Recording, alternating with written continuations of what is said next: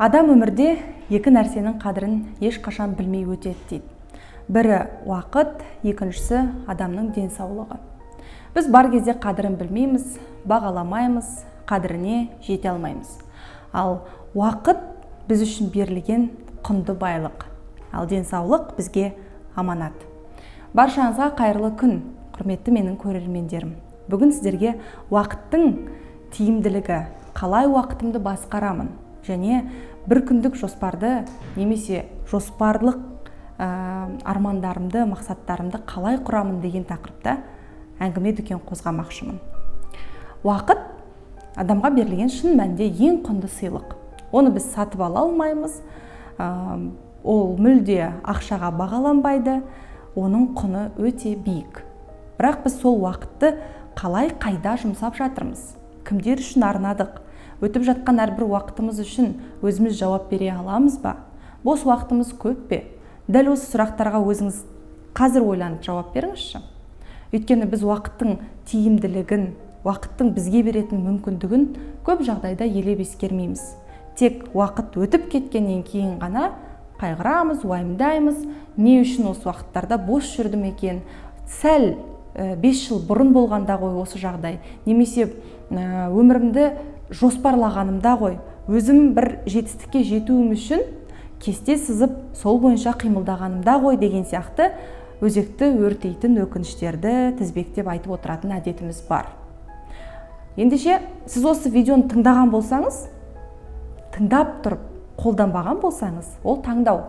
Ал егер тыңдап тұрып, ендігәрі уақытыңызға үлкен құнды байлық есебінде қарайтын болсаңыз, ол шешім.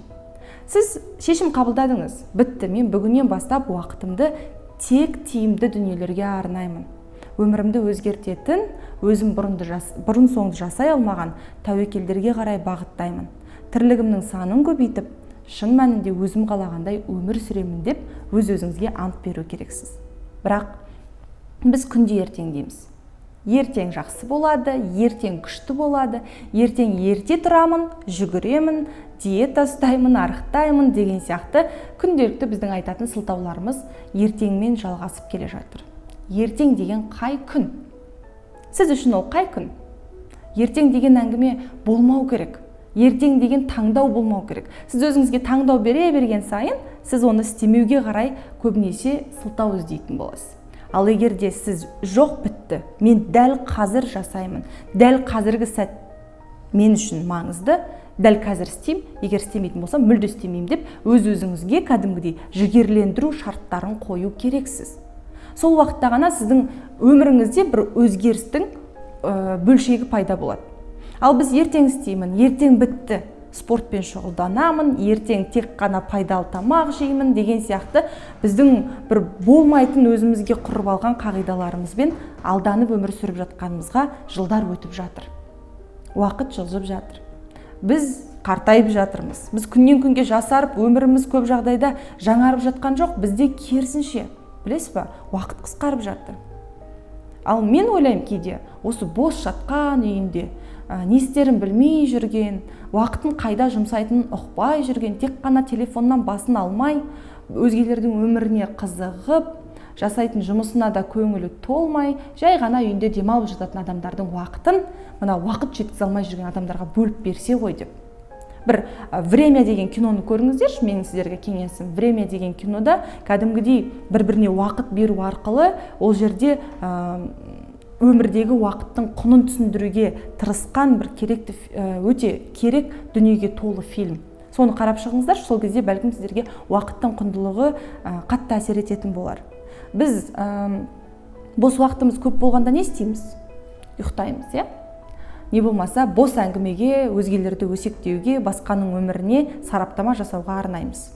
Тіпті болмаса біз бос уақытымызда сол қыдырыс, жүгіріс, ары-бері билеу, қыдыру, әйтеуір тойлау деген сияқты эмоцияны көтеретін дүниелерге жақын боламыз. Ал бос уақытында кітабын оқып, курстарға қатысып, тренингтерді алып, осындай видеоларды тыңдап, конспектілеп, кітап оқып, жаңағы ішіндегі бүкіл пайдалы ақпараттарды өзіне түсіндіріп, уақытын арнап жататын адамдардың саны аз. Сондықтан ғой, табысты адамдардың саны аз да, ренжімеңіздер, бірақ кедейлердің орташа өмір сүретін мышлениедегі адамдардың саны өте көп. Тек қана мышление емес, жалпы шын мәнінде жағдайы да, ішкі рухани жағдаяты да, жай күйі де барлығы кедей. Бай мен кедей деген ұғым бар. Оны Алла тағала жаратқан шығар, бірақ мен үнемі қайталаймын. Бай мен кедей деп бөліп адамдарды Алла тағала жаратпайды, өйткені бәрімізге екі көз, екі құлақ, екі аяқпен қол берді. Бірақ кім оны қайда жұмсап жатыр? Кім оны қай бағытқа қолданып жатыр? Оны біз өзіміз таңдау жасау арқылы шешім қабылдаймыз. Қимылдаған қырасат дейді. Күнде бір тірлік жасап, қадам жасай берген адам қырасат дегенің ол жетістікке жетеді деген сөз. Жеңімпаз болады. Әйтеуір бір өмірінде жеңісті сәттерін қалыптастырады. Өзі сол бір жеңістеріне куәгер болады. Ал егерде уақытыңыз дәл қазір қайда кетіп жатқанын білмей, бірақ та бірдеңе істегіңіз келіп, ішіңіздегі бір алапат күш-қуат сізге маза бермей жүрген болса, барлығын қағазға түсіріп, дәл қазіргі сәттен бастап осы видеоны естігеннен кейін кішкентай бір қадамдарды жасауды қолға алу керексіз. Өйткені біз өмірде өте көп жағдайларға назар аудармағандықтан уақытымызды жоғалтып аламыз.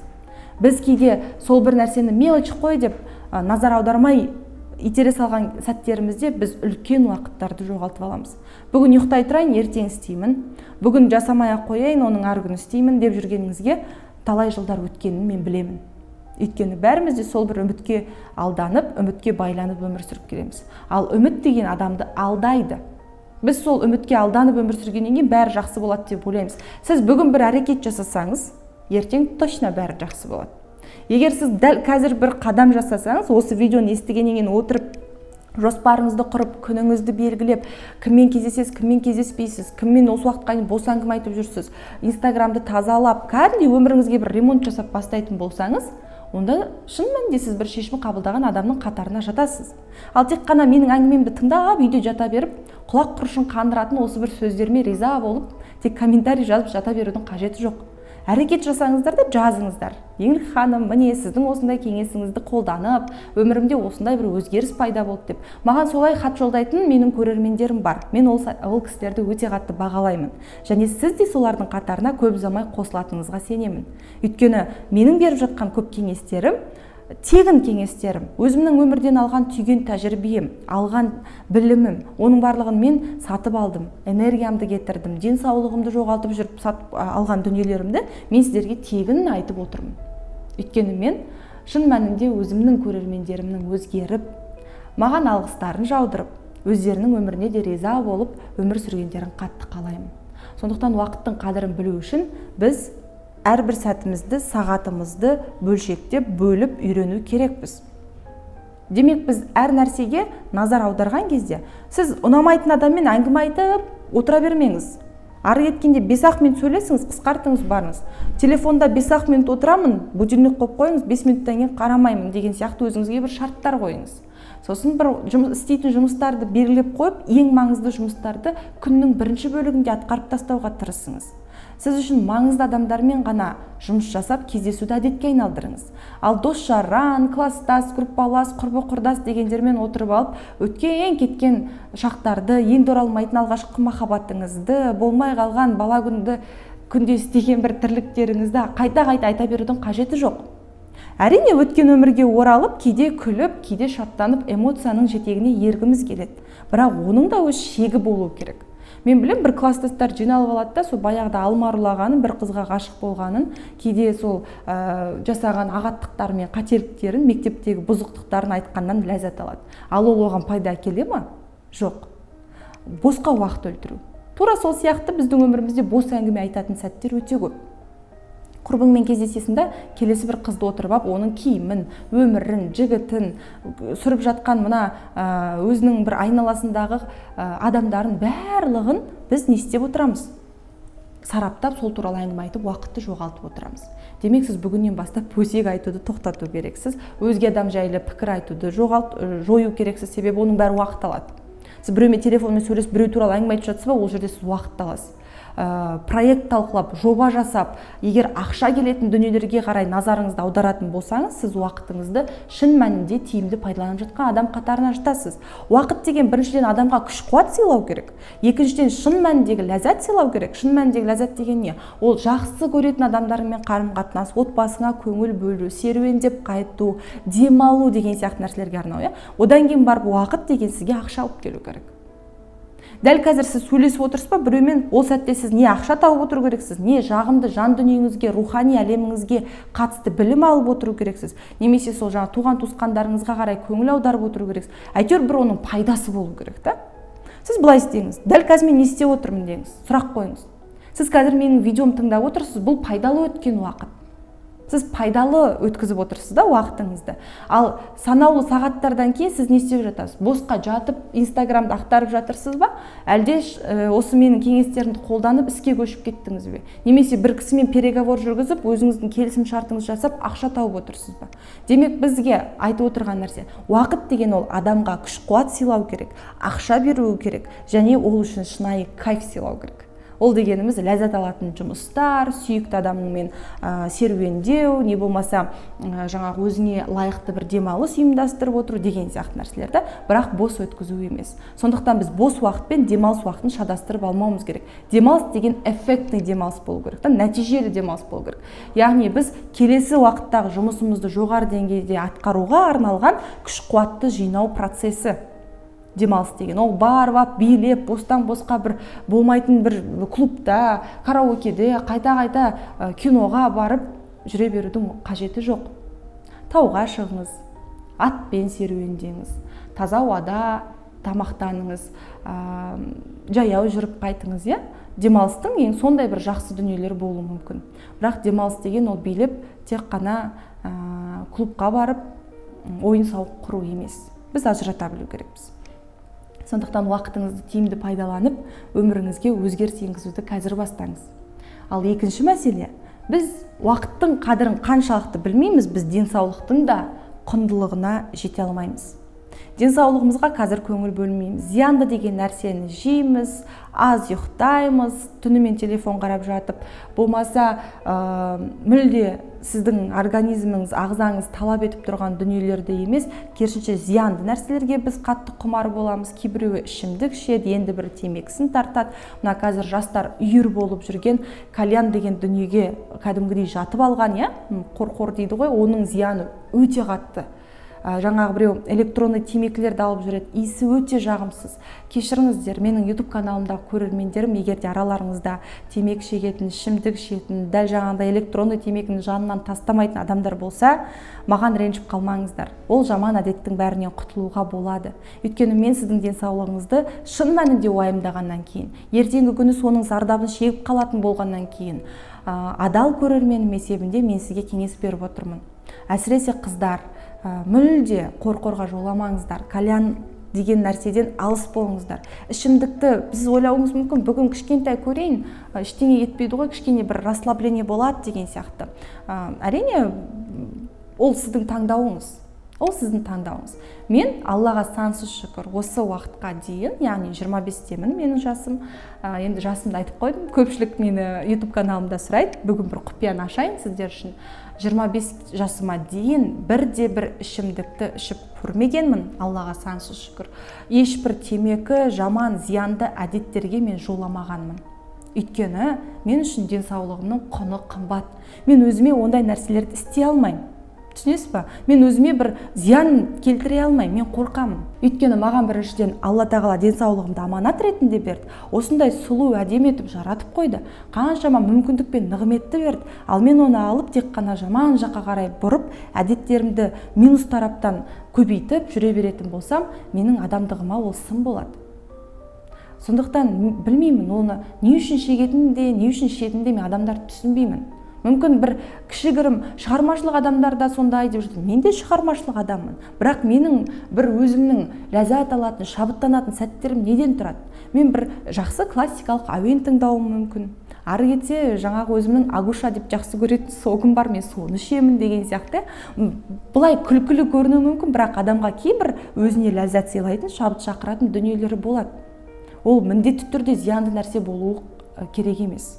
Сондықтан құрметті қыз келіншектер, көрермендер, мен тыңдап отырған менің сіңілдерім, әпкелерім, жаман заттан дәл қазір естіп отырсыз ғой. Бұны сіз тегін естіп отырған жоқсыз.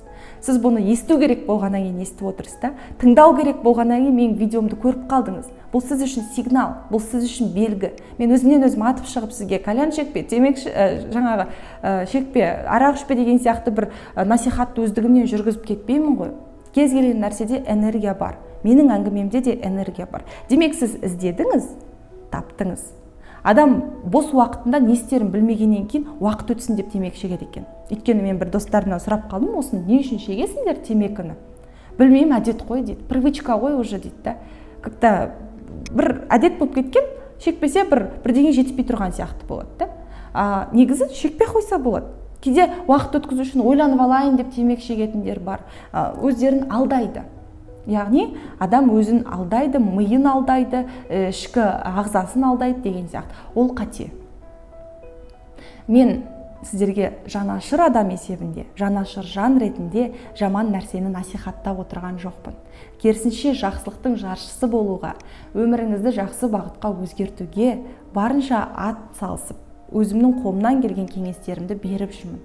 Сол үшін бүгін бір қызық болсын, өзіңізге кәдімгідей уәде беріп, темекіге жоламаймын, жаман әдеттерден алыс боламын, денсаулығымды күтемін, пайдалы тамақтанамын, таңертең жүгіремін, бір стақан су ішемін таңертең, 20 минут жаттығуымды жасаймын деген сияқты жақсы уәделерді жазып қойып, таңертеңнен бастап соны орындаңызшы.